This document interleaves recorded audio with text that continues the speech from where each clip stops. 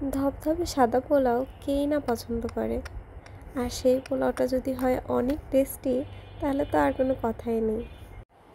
পোলাও ধবধবে সাদা এবং ঝুরঝুরে রাখবার কিছু টিপস আমি আজ আপনাদের সঙ্গে শেয়ার করছি।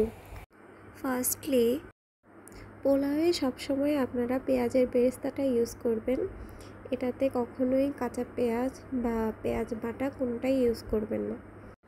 2 নাম্বার টিপস হচ্ছে, পোলাওয়ে যখন আপনারা পানি দিবেন তখন ওই পানি যখন ফুটে উঠবে ওই পানিটার মধ্যে সাদা সিরকা বা ভিনেগার ওইটা ইউজ করবেন।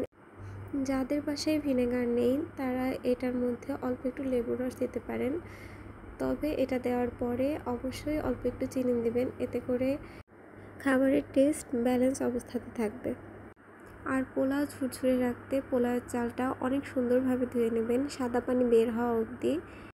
পোলাও ঝুরঝুরে রাখতে চালটার শনশন শব্দ হওয়া অবধি ভেজে নেওয়াটা খুবই জরুরি। আমি আশা করছি এই কয়েকটি টিপস ফলো করলে আপনাদের পোলাও আমার পোলাওয়ের থেকেও অনেক বেশি সুন্দর, সাদা এবং ঝুরঝুরে হবে। আজ তাহলে আসি। আল্লাহ হাফেজ। আসসালামু আলাইকুম।